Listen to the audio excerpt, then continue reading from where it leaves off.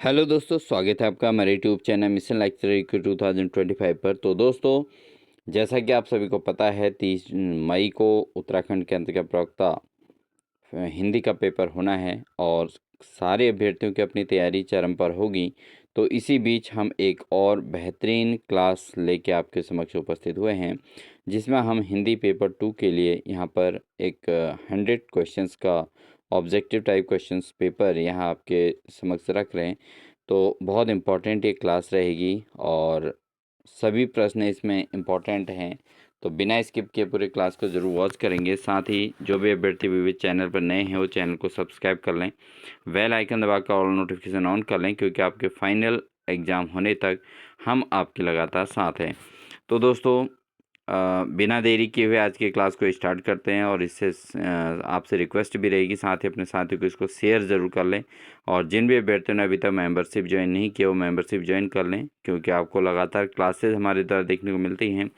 और साथ ही जो अभ्यर्थी अदर सब्जेक्ट वाले हैं वो भी ज़रूर चैनल के प्लेलिस्ट में जाके अपने सब्जेक्ट के अकॉर्डिंग हमारी क्लासेस ले सकते हैं।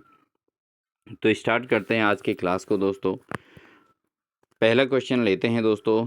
इसमें उपसर्ग जोड़कर बना हुआ शब्द कौन सा है? तो इसमें उपसर्ग जोड़कर बना हुआ शब्द कौन सा है? जैसे नारकीय है, सामाजिक है, लाइलाज है और समता है। तो अगर हम इसमें उपसर्ग के दृष्टिकोण से बना हुआ जो शब्द है दोस्तों, वो बना हुआ है ला इलाज।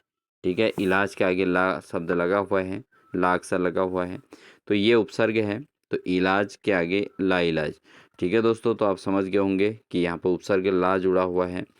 तो ऑप्शन नंबर सी इसका सही आंसर रहेगा। नेक्स्ट क्वेश्चन है दोस्तों, नागरी लिपि में बढ़कर वैज्ञानिक लिपि मैंने दुनिया में नहीं पाई, यह कथन किसका है? ठीक है, नागरी लिपि से बढ़कर वैज्ञानिक लिपि मैंने दुनिया में पाई नहीं, यह कथन किसका है? ऑप्शन है आपके पास डॉक्टर कामिल बुल्के, या जॉन गिल क्राइस्ट, या आइजैक पिटमैन, या विनोवा भावे। तो दोस्तों, इसका सही आंसर क्या होगा? आप सभी ने जजमेंट कर लिया होगा। तो इसका जो सही आंसर है दोस्तों वह है विनोवा भावे। विनोवा भावे ने कहा है कि नागरी लिपि जो है, इससे बढ़कर लिपि मैंने दुनिया में ने पाई नहीं है। तो ये विनोवा भावे का कथन है। तो ऑप्शन नंबर डी इसका सही आंसर हो जाएगा। अगला प्रश्न है, भारतीय संविधान के किस भाग में राजभाषा संबंधी प्रावधान है? तो भारतीय संविधान की जो भाषाएं हैं दोस्तों, उसमें राजभाषा संबंधी प्रावधान भी दिया गया है, जैसे 17, 16, 15 या 18। तो किस भाग में राजभाषा संबंधी प्रावधान दिया गया है संविधान के अंतर्गत? तो दोस्तों, ये है आपका 17 में। ठीक है, भाग 17 में राजभाषा संबंधी प्रावधान दिया गया है। तो ऑप्शन नंबर ए इसका सही आंसर हो जाएगा। बढ़ेंगे दोस्तों अगले प्रश्न की ओर।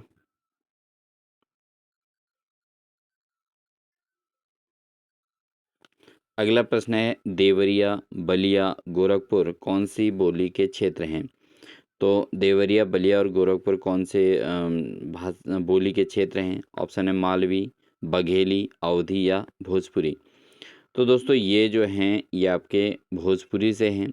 ठीक है, तो ऑप्शन नंबर डी इसका सही आंसर हो जाएगा। जो देवरिया है, बलिया है, गोरखपुर है, इन क्षेत्रों में कौन सी भाषा बोली जाती है? ये भोजपुरी के क्षेत्र हैं दोस्तों। और आपके हिंदी साहित्य के अंतर्गत भोजपुरी, मालवी, बघेली, अवधी, ये आपके क्वेश्चन से हैं और ये किन क्षेत्रों में बोले जाते हैं ये आपको पता होना चाहिए। तो यहाँ पर देवरिया, बलिया और गोरखपुर जो है ये तीनों के तीनों भोजपुरी भाषाएं बोलते हैं। नेक्स्ट है दोस्तों, नई कविता का आत्मसंघर्ष। नई कविता का आत्मसंघर्ष, इसके लेखक कौन हैं? तो नवीन कविता का आत्मसंघर्ष जो लिखा गया है, वो लिखा गया है किसके द्वारा दोस्तों? वो लिखा गया है गजानन माधव मुक्तिबोध के द्वारा। तो ऑप्शन नंबर सी इसका सही आंसर हो जाएगा। दोस्तों, क्लास थोड़ा लेंथी होने वाली है, आप लोग अच्छी तैयारी के लिए, क्योंकि अब फाइनल तैयारी की ओर चल रहे हैं, तो आपको सब कुछ देखना है, तो इसलिए क्लास पर पूरे बने रहें और बहुत कुछ यहाँ से आपका एग्ज़ाम में देखने को मिल सकता है। अगला क्वेश्चन है, निम्नलिखित काव्य शास्त्रीय ग्रंथों का सही कालक्रम कौन सा है? तो यहाँ पर 4 आपको दिए गए हैं। इसमें एक काव्य दर्श है, और काव्य अलंकार सार संग्रह है, अलंकार सर्वस्व है। 3 चीज़ें इसमें देखने को मिल रही हैं। तो काव्य शास्त्रीय ग्रंथों का जो सही काल क्रम है दोस्तों कौन सा है? इसमें हम सीधे सही आंसर की ओर ही चलेंगे। तो इसमें ऑप्शन नंबर बी ही इसका सही आंसर होगा दोस्तों, क्योंकि इसमें काव्यदर्श और काव्य अलंकार सार संग्रह और अलंकार सर्वस्व, यही इसका जो है सही कालानुक्रम होगा दोस्तों। ठीक है, तो ऑप्शन नंबर बी इसका सही आंसर हो जाएगा। अगला प्रश्न है दोस्तों, वाक्यम रसात्मकम काव्यम किसकी उक्ति है? तो वाक्यम रसात्मकम काव्यम किसकी उक्ति है? ऑप्शन है भामह, पंडित राज जगन्नाथ या आचार्य विश्वनाथ या मम्मट। तो काव्यम रसात्मकतम काव्यम ये उक्ति किसकी है? तो ये जो उक्ति है दोस्तों वह है आचार्य विश्वनाथ की। तो ऑप्शन नंबर सी इसका सही आंसर हो जाएगा। नेक्स्ट है, निम्न में से कौन सी पुस्तक आई ए रिचर्ड्स की है? तो आई ए रिचर्ड्स की कौन सी पुस्तक है? ऑप्शन है दी लॉज या पेरी हुप्सन या साइंस एंड पोएट्री या दी सेक्रेड वुड। तो कौन सी पुस्तक आई ए रिचर्ड्स की है दोस्तों? ये है science and poetry. Science and poetry जो बुक है दोस्तों ये आई ए रिचर्ड्स की पुस्तक है। तो ऑप्शन नंबर सी इसका सही आंसर हो जाएगा। क्वेश्चन नंबर 9 है, स्थान के आधार पर चौ और छ जौ ये व्यंजन किस प्रकार के व्यंजन हैं? तो स्थान के आधार पर बताना है कि चौ छ और जौ किस प्रकार के व्यंजन हैं। ऑप्शन है वत्स्य या दं दंत्योष्ठ्य या तालव्य या दंत्य। तो स्थान के आधार पर अगर चौ छ जौ व्यंजन की हम बात करें दोस्तों, ये जो व्यंजन हैं ये हैं दोस्तों तालव्य व्यंजन। तो ऑप्शन नंबर सी इसका सही आंसर हो जाएगा। चौ छ जौ जो व्यंजन हैं ये तालव्य व्यंजन हैं। क्वेश्चन नंबर 10 है दोस्तों, कवि प्रतिभा प्रौढ़िरेव प्राधान्येनावतिष्ठते ये किसका कथन है? तो कवि प्रतिभा प्रौढ़िरेव प्राधान्येनावतिष्ठते यह कथन किसका है? तो दोस्तों ये जो कथन है ये है कुंतक का। किसका कथन है? कुंतक का ये कथन है। तो ऑप्शन नंबर सी इसका सही आंसर हो जाएगा। आप ज़रूर अपने आप को टेस्ट कीजिएगा और साथ ही आप कितने इसमें स्कोर कर पा रहे हैं कमेंट सेक्शन में ज़रूर दीजिएगा। इसका आपको प्राथमिकता दी जाएगी। और साथ ही अगर किसी क्वेश्चन में आपको किसी प्रकार का कोई भी डाउट हो तो आप कमेंट सेक्शन में ज़रूर लिख सकते हैं, वहाँ पर आपका समाधान भी आपको ज़रूर भेजा जाएगा। बढ़ते हैं अगले प्रश्न की ओर। अगला क्वेश्चन है दोस्तों, किस आलोचक ने संप्रेषण को कला का तात्विक धर्म माना है? तो कौन से आलोचक हैं जिन्होंने संप्रेषण को कला का तात्विक धर्म माना है? ऑप्शन है मैथ्यू अर्नाल्ड या आई ए रिचर्ड्स या वर्ड्सवर्थ या कॉलरिज। तो जो आलोचक हैं ये 4 के 4 आलोचक हैं दोस्तों, लेकिन इनमें से संप्रेषण को कला का जो तात्विक धर्म माना है वो माना गया है आई ए रिचर्ड्स के द्वारा। उन्होंने जो है संप्रेषण को कला का तात्विक धर्म के तौर पे स्वीकार किया है। तो ऑप्शन नंबर बी इसका सही आंसर हो जाएगा।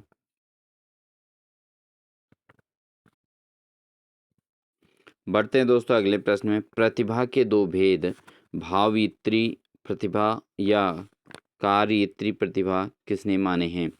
तो प्रतिभा के दो भेद जो हैं, एक तो भावयित्री प्रतिभा है और एक कार्ययित्री प्रतिभा है। ये किसने माने हैं? ऑप्शन है राजशेखर, आनंदवर्धन, पंडित राज जगन्नाथ या मम्मट। तो दोस्तों इसका जो सही आंसर है वह है राजशेखर। इन्होंने दोस्तों प्रतिभा के दो भेद माने हैं, एक तो भावयित्री प्रतिभा और दूसरा कार्ययित्री प्रतिभा। तो ये दो प्रकार की प्रतिभाएं होती हैं।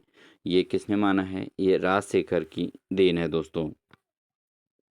बढ़ेंगे दोस्तों अगले प्रश्न में, निम्न में से छायावाद के प्रमुख आलोचक कौन हैं? तो इम्पोर्टेंट प्रश्न रहता है, बार बार पूछा जाता है एग्जाम में। तो छायावाद के प्रमुख आलोचक जैसे मैनेजर पांडे या निर्मला जैन, नंद दुलारे वाजपेयी या रामचंद्र शुक्ल। तो इसमें से जो छायावाद के प्रमुख आलोचक हैं दोस्तों वह हैं नंद दुलारे वाजपेयी। नंद दुलारे वाजपेयी दोस्तों छायावाद के प्रमुख आलोचकों में से जाने जाते हैं। तो ऑप्शन नंबर सी इसका सही आंसर हो जाएगा। अगला प्रश्न है, टी एस इलियट इनमें से किस वाद के समर्थक थे?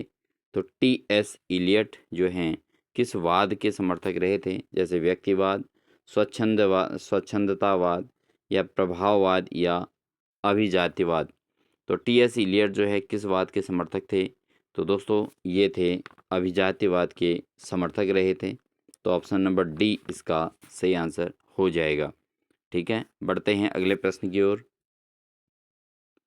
अगला प्रश्न है सुख दुखात्मको रसः। सुख दुखात्मको रसः ये किसकी मान्यता है? तो दोस्तों ऑप्शन है शारदातनय या शारदातनय या अभिनवगुप्त या हेमचंद्र या रामचंद्र गुणचंद्र। तो दोस्तों सुख दुखात्मको रसः ये किसकी मान्यता है? तो ये है दोस्तों ऑप्शन नंबर डी, यानी कि रामचंद्र गुणचंद्र के द्वारा ये जो है माना गया है कि सुख दुखात्मको रसः। तो सुख दुख ही जो है रस है, इस चीज़ को समझना है। तो ऑप्शन नंबर डी इसका सही आंसर हो जाएगा। बढ़ेंगे दोस्तों अगले प्रश्न में। हिंदी जाति का साहित्य आलोचना ग्रंथ के लेखक कौन हैं? तो हिंदी जाति का साहित्य, तो ये थोड़ा इम्पोर्टेंट प्रश्न है। इस आलोचना ग्रंथ के लेखक कौन हैं? ऑप्शन नगेंद्र, रामविलास शर्मा, विजयदेव नारायण शाही या रामस्वरूप चतुर्वेदी। तो हिंदी जाति का साहित्य आलोचना ग्रंथ के लेखक जो हैं वो हैं दोस्तों रामविलास शर्मा। रामविलास शर्मा के द्वारा लिखा गया है ये ग्रंथ है, और ये आलोचनात्मक ग्रंथ है दोस्तों हिंदी जाति का साहित्य। तो ऑप्शन नंबर बी इसका सही आंसर हो जाएगा। अगला प्रश्न है काव्य शोभाकरान धर्मान अलंकारान प्रचक्षते, यह पंक्ति किसकी है? तो काव्य शोभाकरान धर्मान अलंकारान प्रचक्षते, यह पंक्ति किसकी है? ऑप्शन है आचार्य विश्वनाथ, आचार्य क्षेमेंद्र या आचार्य दंडी या आचार्य कुंतक। तो इसका जो सही आंसर है दोस्तों वह है आचार्य दंडी। आचार्य दंडी की जो पंक्तियां हैं दोस्तों वह है काव्य शोभाकरान धर्मा अलंकारान प्रचक्षते। तो ऑप्शन नंबर सी इसका सही आंसर हो जाएगा। अगला प्रश्न है भरत सूत्र की व्याख्या में किसने पहली बार साधारणीकरण शब्द का प्रयोग किया था? इम्पोर्टेंट प्रश्न है दोस्तों कि भरत सूत्र की जो व्याख्या है उसमें सबसे पहली बार किसने साधारणीकरण शब्द का प्रयोग किया है? तो ऑप्शन है भट्टनायक या अभिनवगुप्त या शंकुक या आचार्य विश्वनाथ। तो साधारणीकरण शब्द का प्रयोग जो सबसे पहले किया गया है दोस्तों किसके द्वारा? ये किया गया भट्टनायक के द्वारा। तो ऑप्शन नंबर ए इसका सही आंसर हो जाएगा। अगला क्वेश्चन है काव्य अलंकार सूत्रवृत्ति ग्रंथ किस आचार्य का है? तो काव्य अलंकार सूत्रवृत्ति जो पंक्ति ग्रंथ है दोस्तों किस आचार्य का है? ऑप्शन है भामह, कुंतक, वामन या उद्भट। तो दोस्तों इसका जो सही आंसर है वह है वामन।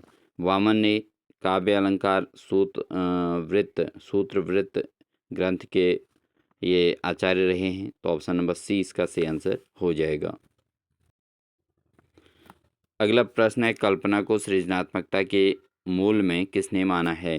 तो जो कल्पना है दोस्तों उसको सृजनात्मकता के मूल में किसने माना है? ऑप्शन है एसी कॉलरिज या विलियम वर्ड्सवर्थ या कीट्स या सेले। तो कल्पना को सृजनात्मकता के मूल में किसने माना है? तो ये माना गया है दोस्तों टी कॉलरिज के द्वारा। तो ऑप्शन नंबर ए इसका सही आंसर हो जाएगा। नेक्स्ट क्वेश्चन है निम्न में से कौन सा आचार्य अलंकार संप्रदाय से संबद्ध नहीं है? तो कौन सा आचार्य ऐसे हैं जो अलंकार संप्रदाय से संबद्ध नहीं है? ऑप्शन है दंडी, भामह, केशव मिश्र या धनंजय। अगर इन चारों में से हम बात करें दोस्तों, इनमें से दंडी, भामह और केशव मिश्र ये तीनों की तीनों दोस्तों आचार्य, जो तीनों आचार्य हैं, आचार्य दंडी हैं, आचार्य भामह हैं, आचार्य केशव मिश्र हैं, ये अलंकार संप्रदाय से संबद्ध हैं। तो इसमें अगर बात करें नहीं हैं तो यहाँ पर धनंजय दोस्तों ये अलंकार संप्रदाय से संबद्ध नहीं है। तो ऑप्शन नंबर डी ही इसका सही आंसर हो गया। बढ़ते हैं अगले प्रश्न की ओर। अगला प्रश्न है दोस्तों अंग्रेज राज सुख साज सजे सब भारी पै धन विदेश चली जात यहे अति ख्वारी, किसकी काव्य पंक्तियाँ हैं? ठीक है, तो यहाँ पर पूछी गई हैं किसकी पंक्तियाँ हैं। ये पंक्तियों को एक बार फिर रिवाइज कर लेते हैं दोस्तों, आप ज़रूर सुन लीजिएगा क्योंकि एग्ज़ाम में ऐसी क्वेश्चन आपको देखने को मिलेंगे तो आपको वहाँ पर कुछ भी गलतियाँ ना हों। तो अंग्रेज राज सुख साज सजें सब भारी पै धन विदेश चली जात यहें अति ख्वारी, ये काव्य पंक्ति किसकी हैं? तो ऑप्शन अगर हम बात करें दोस्तों, इसमें जो ऑप्शन मिले हैं वो ऑप्शन हैं प्रताप नारायण मिश्र, भारतेंदु हरिश्चंद्र, बद्री नारायण चौधरी प्रेमघन या ठाकुर जगमोहन। तो दोस्तों इसका जो सही आंसर है वह है आपका भारतेंदु हरिश्चंद्र। भारतेंदु हरिश्चंद्र की ये पंक्तियाँ रही हैं दोस्तों, तो ऑप्शन नंबर बी इसका सही आंसर हो जाएगा।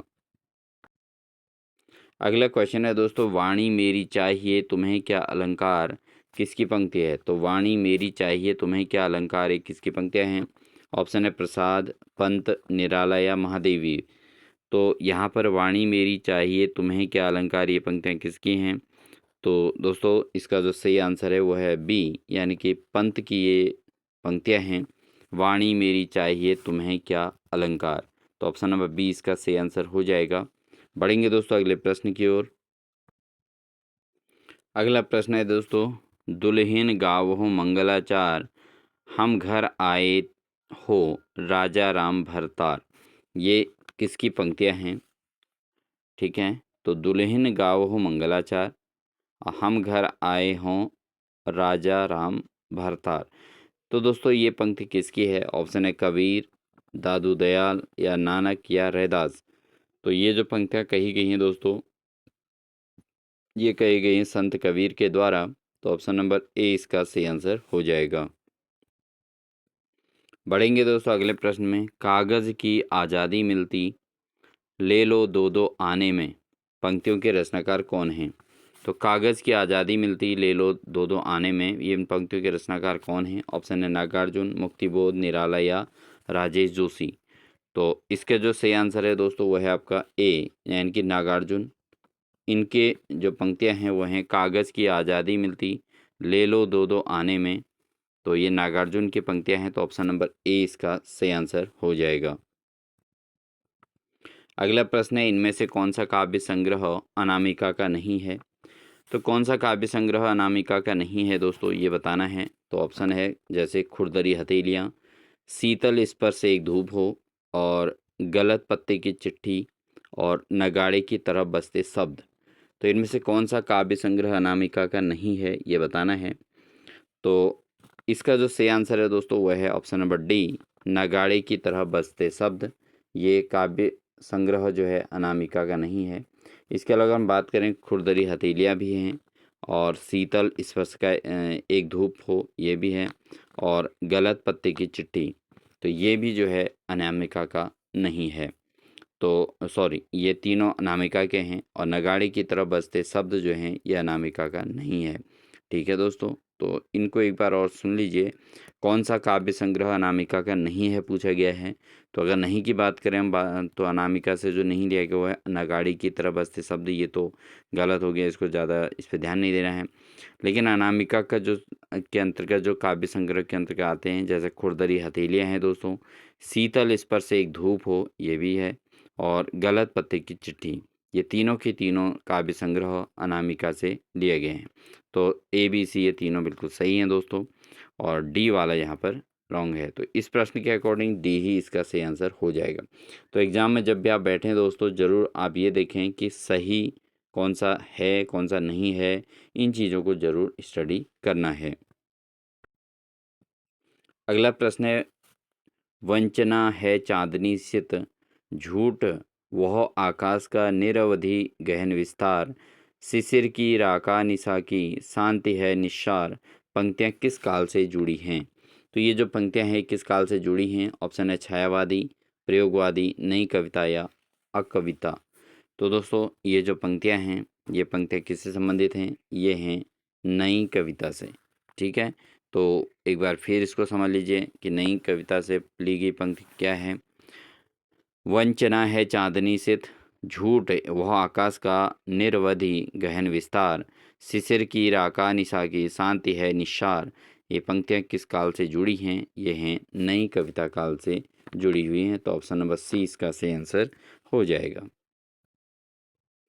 अगला प्रश्न है, तरवर से एक तिरिया उतरी उनने बहुत रिझाया। ठीक है, किसकी पंक्ति है? तो तरवर से एक तिरिया उतरी, उन्होंने बहुत रिझाया। यह पंक्ति किसकी है? ऑप्शन है कबीरदास, अमीर खुसरो, रहीम या तुलसीदास। तो ये जो पंक्तियाँ ली गई हैं दोस्तों, ये अमीर खुसरो के की पंक्तियाँ हैं। तो ऑप्शन नंबर बी इसका सही आंसर हो जाएगा।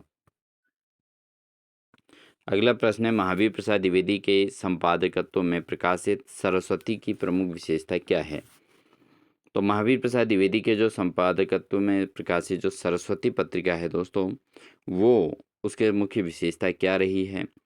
तो इसका जो मेन विशेषता है दोस्तों, इसमें क्या किया गया है कि गद्य और पद्य में खड़ी बोली के प्रयोग का आग्रह किया गया है। ठीक है, तो दोनों स्थितियों में, गद्य में भी पद्य में भी, दोनों में ही खड़ी बोली का प्रयोग का आग्रह किया गया है। ये प्रमुख विशेषता है इस सरस्वती पत्रिका की। ठीक है, जो महावीर प्रसाद द्विवेदी के संपादकत्व में प्रकाशित हुई थी। तो गद्य और पद्य दोनों में खड़ी बोली का प्रयोग का आग्रह इसके अंतर्गत किया गया है, खड़ी बोली का ही यूज किया गया है। बढ़ते हैं अगले प्रश्न में। क्वेश्चन नंबर 30 है दोस्तों, श्रृंखला की कड़ियाँ का प्रथम प्रकाशन वर्ष कब का है? तो श्रृंखला की कड़ियाँ जो हैं, ये इसके प्रथम प्रकाशन कब हुआ था? 1940 में, 1942, 1946 और 1948।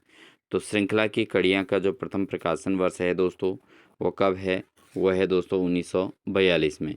तो श्रृंखला की कड़ियाँ का प्रकाशन हुआ था 1942 में। तो ऑप्शन नंबर बी इसका सही आंसर हो जाएगा। अगला प्रश्न है, निम्न के निबंधकारों का सही कालानुक्रम क्या है? तो यहाँ पर 4 निबंधकारों के नाम दिए हैं, जैसे विद्यानिवास मिश्र है, कुबेरनाथ राय है, विवेकी राय है और हरिशंकर परसाई है।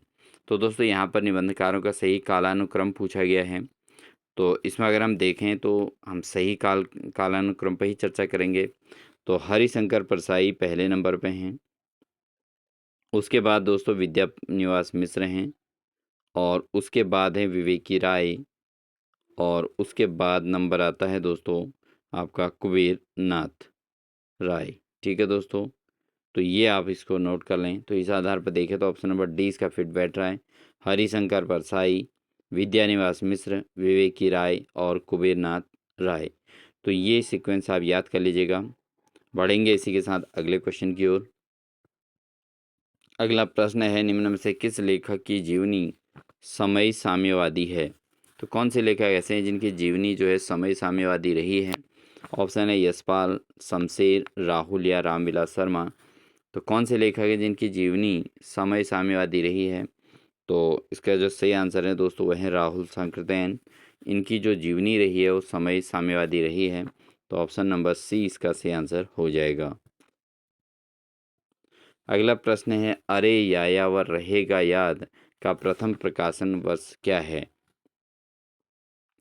तो इसका जो सही आंसर होगा दोस्तों प्रकाशन वर्ष के आधार पर, अरे यायावर रहेगा याद, ये जो इसका प्रकाशन हुआ था, प्रथम प्रकाशन कब हुआ था? तो इसका प्रकाशन हुआ था दोस्तों 1953 में, 1953 में इसका प्रकाशन हुआ था। तो ऑप्शन नंबर बी इसका सही आंसर हो जाएगा। अगला प्रश्न है, कविता क्या है? चिंतामणि के किस भाग में संकलित है?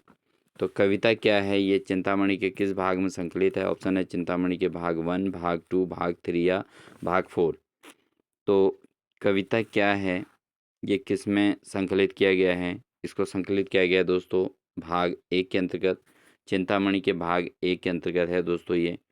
तो कविता क्या है, चिंतामणि जो रचना है उसमें जो है भाग 1 के अंतर्गत इसको संकलित किया गया है। तो ऑप्शन नंबर ए इसका सही आंसर हो जाएगा। अगला प्रश्न है दोस्तों, विद्यानिवास मिश्र के निबंध संग्रहों का सही कालानुक्रम क्या है? तो विद्यानिवास मिश्र के यहाँ पर निबंध संग्रह दिए गए हैं, और इनमें से सही कालानुक्रम, पहले तो आपको विद्यानिवास मिश्र के इनमें से निबंधों को नोट कर लेना चाहिए, और साथ ही फिर सही कालानुक्रम के आधार पर भी उसको प्रिपेयर करना है। तो दोस्तों इसका अगर हम सही कालानुक्रम की बात करें तो सबसे पहले आता है कदम की फूल डाल।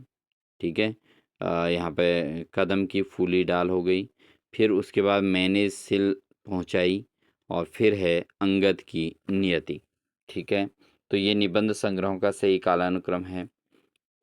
कदम की फूली डाल, और मैंने सिल पहुँचाई और अंगद की नियति। ठीक है, तो विद्यानिवास मिश्र के निबंध हैं और ये सही कालानुक्रम इसका बैठता है। तो ऑप्शन नंबर बी इसका सही आंसर हो जाएगा। बढ़ते हैं दोस्तों अगले प्रश्न में। निम्न में से पर्ण मुकुट किसका निबंध संग्रह है? तो पर्ण मुकुट जो है किसका निबंध संग्रह है? ऑप्शन है विद्यानिवास मिश्र, रमेश चंद्र शाह, विवेकी राय या कुबेरनाथ राय। तो पर्ण मुकुट जो है किसका निबंध संग्रह है?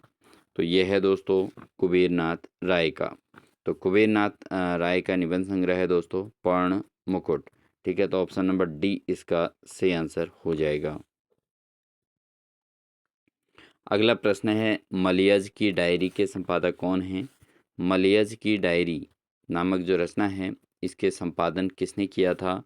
तो मलयज की जो डायरी नामक जो पत्रिका यहाँ पर रचना है उसके संपादक कौन हैं? नामवर सिंह, मैनेजर पांडे, विश्वनाथ त्रिपाठी या रामस्वरूप चतुर्वेदी। तो मलयज की डायरी का जो संपादन किया गया है दोस्तों वो किया गया है नामवर सिंह के द्वारा। इम्पॉर्टेंट प्रश्न है, इसको भी आप जरूर नोट कर लीजिएगा दोस्तों। ठीक है, मलयज की डायरी के संपादक कौन है? वह है नामवर सिंह। तो ऑप्शन नंबर ए इसका सही आंसर हो जाएगा। दोस्तों आई होप यहाँ से आपको काफ़ी सारे क्वेश्चंस आपके एग्ज़ाम में मिलें और आपके लिए काफ़ी हेल्पफुल हमारी क्लास रहे। तो यही शुभकामनाओं के साथ दोस्तों अपनी क्लास को आगे बढ़ाते हैं। अगला प्रश्न है निम्न में से कौन सी कृति रिपोर्टाज की है? तो इनमें से कौन सी कृति है जो रिपोर्टाज की है? जैसे प्रिय राम और आछे दिन पाछे गए, साथ साथ मेरा साया या जुलूस रुका है। तो इसके अंतर्गत ये रचनाएं जो हैं ये किसकी हैं ये नहीं पूछा गया है, ये पूछा गया है कि रिपोर्टाज कौन सी हैं इनमें से।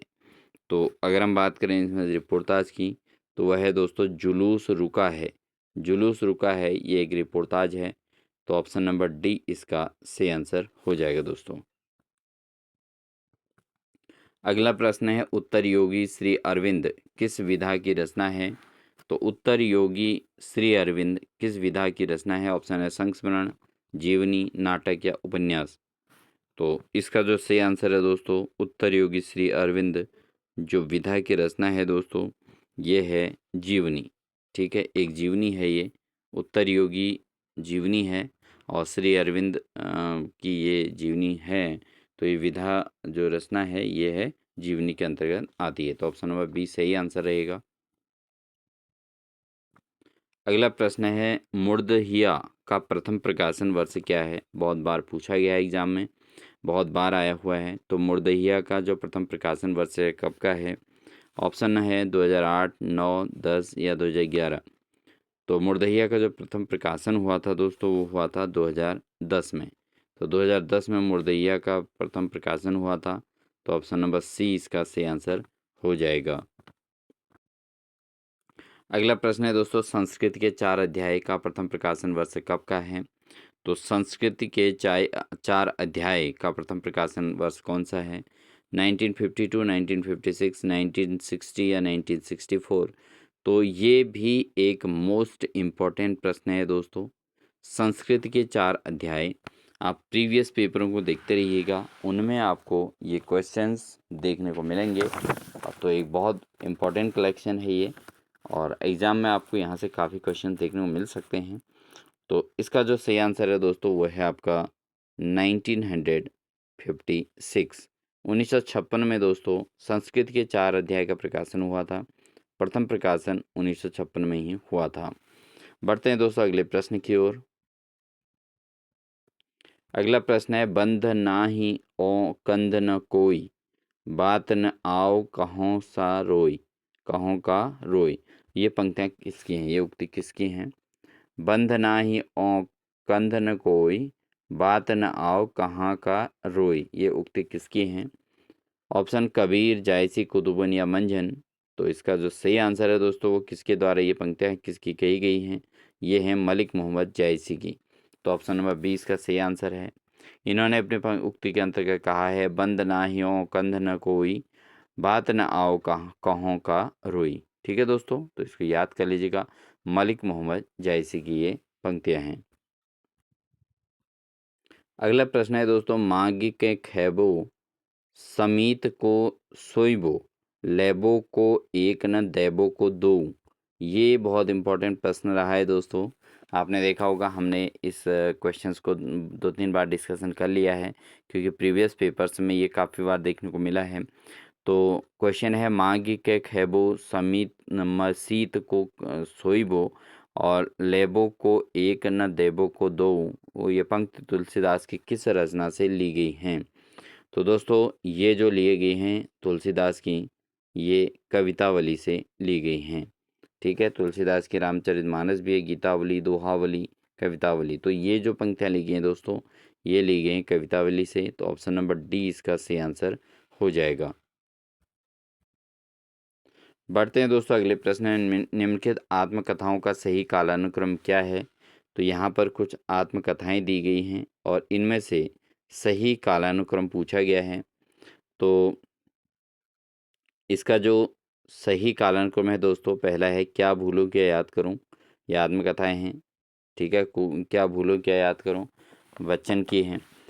एक कहानी यह भी, ठीक है, तो ये भी, ये जो है सही कालानुक्रम के अंतर्गत दूसरे नंबर पर ये आता है। फिर मुर्दैया है 2010 में, इसके ये 2010 में आया था। और साथ ही आपहू दरी, फिर है आपहू दरी। तो इसमें दोस्तों ये आपके मतलब आधुनिक काल के ही कवि हैं। क्या भूलूं क्या याद करूं, एक कहानी यह भी, मुर्दहिया और आपहू दरी। तो ये इनका सही कालानुक्रम देखने को मिलता है। बढ़ते हैं दोस्तों अगले प्रश्न में। ठकुरी बाबा, ठकुरी बाबा महादेवी वर्मा की किस गद्य रचना में शामिल है? तो ठकुरी बाबा जो है दोस्तों महादेवी वर्मा की किस गद्य रचना में शामिल है? अतीत के चलचित्र, मेरा परिवार, स्मृति की रेखाएं या पथ के साथी। तो ठकुरी बाबा जो है दोस्तों महादेवी वर्मा के जो गद्य रचना है उसमें स्मृति की रेखाओं के अंतर्गत ये आता है। तो ऑप्शन नंबर सी इसका सही आंसर हो जाएगा। अगला प्रश्न है दोस्तों, हिंदी साहित्य एक आधुनिक परिदृश्य के लेखक कौन है? तो हिंदी साहित्य एक आधुनिक परिदृश्य, इसके लेखक कौन है? ऑप्शन है अज्ञे, लक्ष्मीकांत वर्मा, धर्मवीर भारती या विजय देवनारायण शाही। तो हिंदी साहित्य के अंतर्गत आधुनिक परिदृश्य जो लेखन किया गया है दोस्तों किसके द्वारा? ये किया गया है दोस्तों अज्ञेय के द्वारा। तो ऑप्शन नंबर ए इसका सही आंसर हो जाएगा। हिंदी साहित्य के अंतर्गत एक आधुनिक परिदृश्य, इसके लेखक हैं अज्ञेय। अगला प्रश्न है, पंत की किस रचना को छायावाद का मैनिफेस्टो कहा जाता है? इम्पॉर्टेंट प्रश्न है और इम्पॉर्टेंट में भी दोस्तों ये मोस्ट इम्पॉर्टेंट प्रश्न है।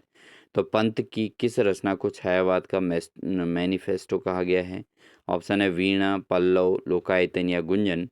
तो इसका जो सही आंसर है दोस्तों वो है पल्लव। पल्लव जो है छायावाद का मैनिफेस्टो के नाम से जाना जाता है। तो पंत जी की रचना है और सुमित्रानंद पंत की रचना है जिनको छायावाद के कवि के तौर पर जाना जाता है। तो इन्होंने पल्लव जो रचना है दोस्तों उसको मैनिफेस्टो कहा है, छायावाद का मैनिफेस्टो इनको इनका इस रचना को कहा जाता है। तो ऑप्शन नंबर बी इसका सही आंसर हो जाएगा। लेते हैं दोस्तों अगले प्रश्न को। अगला प्रश्न है, देवकी नंदन खत्री का चंद्रकांता उपन्यास किस वर्ग में आता है? तो देवकी नंदन खत्री का जो उपन्यास है दोस्तों चंद्रकांता, ये किस वर्ग में आता है? ऑप्शन है सामाजिक उपन्यास, मनोवैज्ञानिक उपन्यास, मार्क्सवादी उपन्यास या तिलस्मी व एयारी उपन्यास।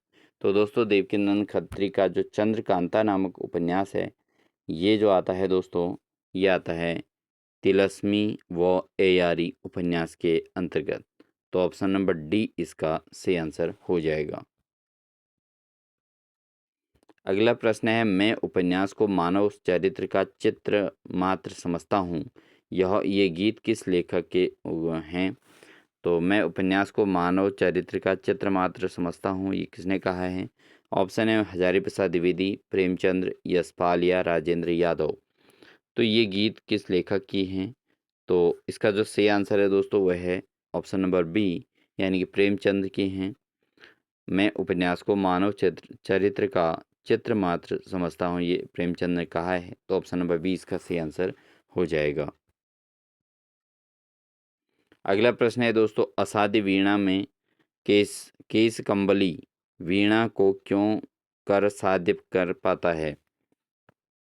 तो असाध्य वीणा में जो केस कंबली वीणा को क्यों कर साध्य कर पाता है, तो इसके जो ऑप्शन हैं वह वीणा वादन कला में प्रवीण था, या उसे राजा से इनाक इकराम का लोभ था, या वह अपना वर्चस्व सिद्ध करना चाहता था, या वह वीणा तथा निर्माण परिवेश में विनम्रता से एकाकार हो गया था।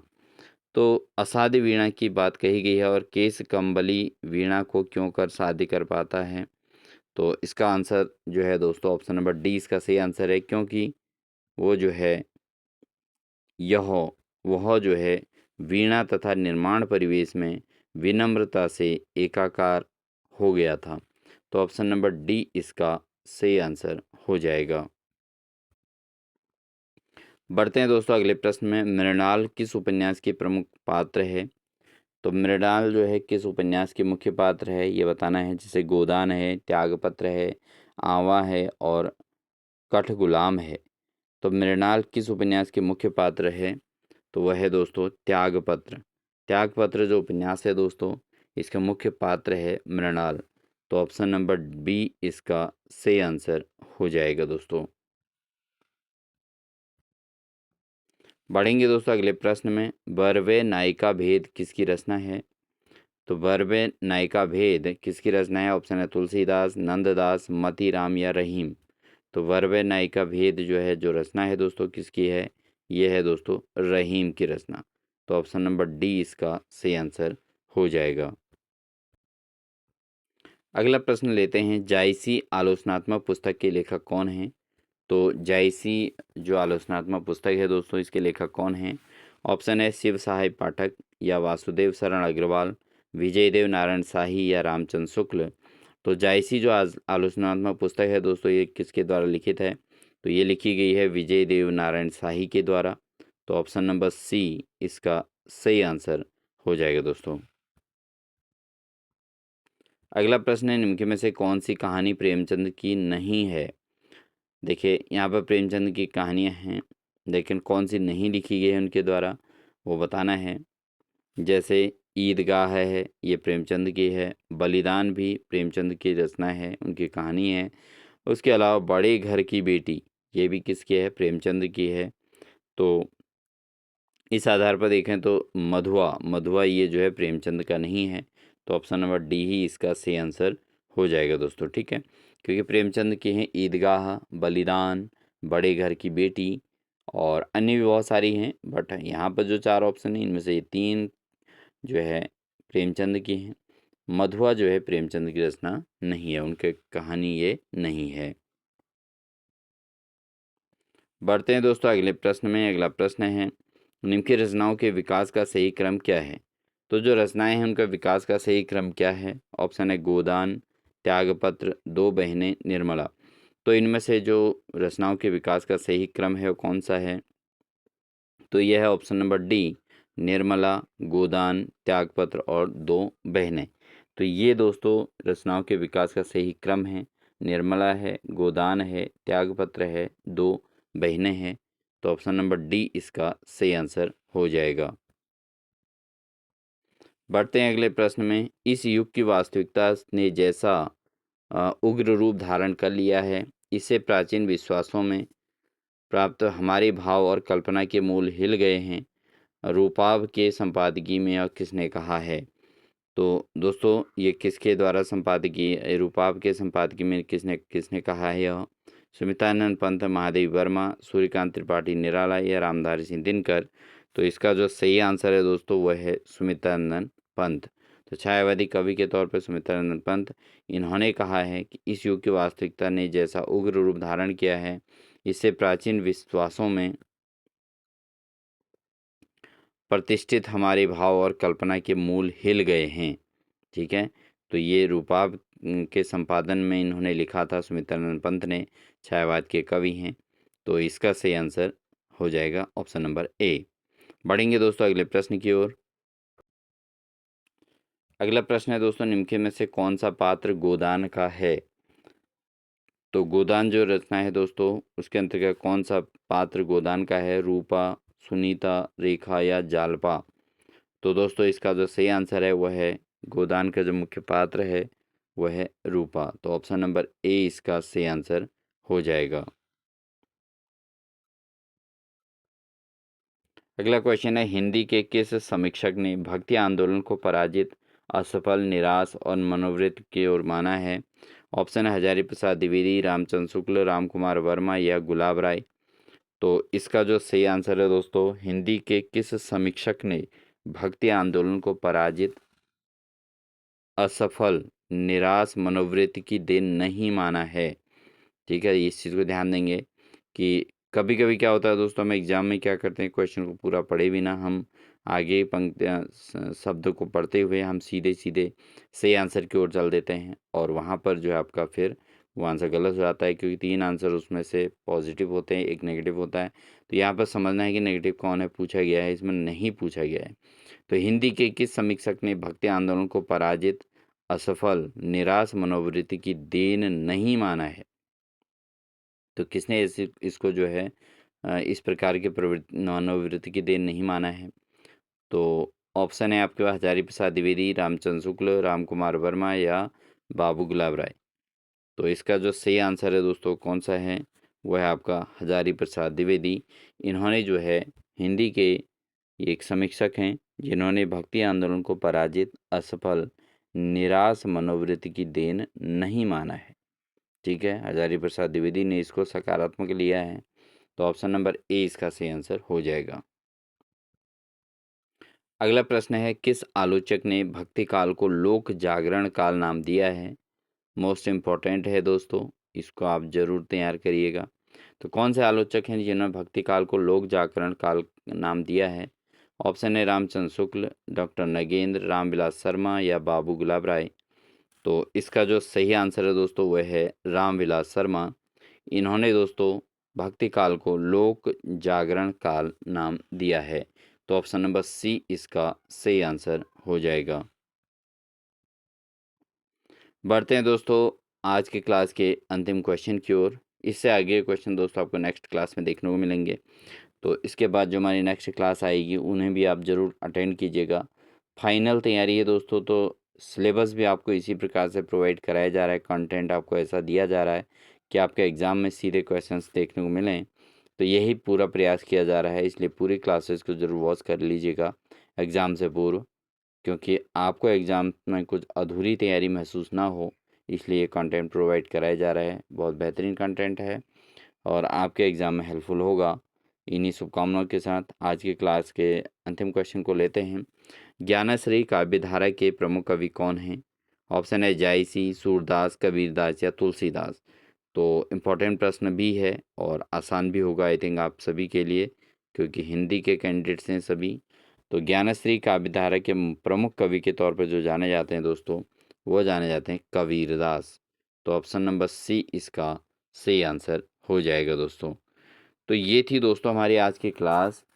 आई होप ये क्लास आपके लिए काफ़ी हेल्पफुल होगी, और साथ ही साथ दोस्तों आप हमारी क्लास को अधिक से अधिक साथियों तक शेयर करेंगे और अपनी प्रिपरेशन जो है इसको जो है कंटिन्यू बनाए रखेंगे। जिन अभ्यर्थियों ने अभी तक मेंबरशिप ज्वाइन नहीं की, मेंबरशिप जरूर ज्वाइन कर लेंगे, क्योंकि आगामी परीक्षाओं के लिए भी आपको काफ़ी मदद देखने को मिलेगी हमारी ओर से। तो अपनी इस तैयारी को बहुत अच्छे तरीके से लीजिएगा, क्योंकि हम आपके एग्ज़ाम के दिन तक आपको लगातार अपना जो है पूरा एफर्ट आप देंगे आपकी तैयारी के लिए, आपको मजबूती के लिए। और क्लास कैसी लगी आप कमेंट सेक्शन में ज़रूर दीजिएगा दोस्तों, क्योंकि आपके कमेंट से हमको काफ़ी मोटिवेशन मिलता है और लगातार क्लास कराने के लिए एक एनर्जी मिलती है। तो इसलिए आप सभी जो है ज़रूर है इसमें सहभागिता करेंगे और अधिक से अधिक दोस्तों तक शेयर करेंगे। वीडियो को लाइक ज़रूर कर देंगे, और आप कितना स्कोर कर पाए हैं यदि आप चाहें तो कमेंट सेक्शन में ज़रूर दे देंगे। तो इन्हीं सभी शुभकामनाओं के साथ दोस्तों कि आपका एग्ज़ाम अच्छा रहे। बट मिलेंगे आपको नेक्स्ट क्लास में बहुत जल्द ही, अगली क्लास हमारी आ जाएगी। तो तब तक के लिए दोस्तों अपनी तैयारी करते रहिएगा। Wish you all the best.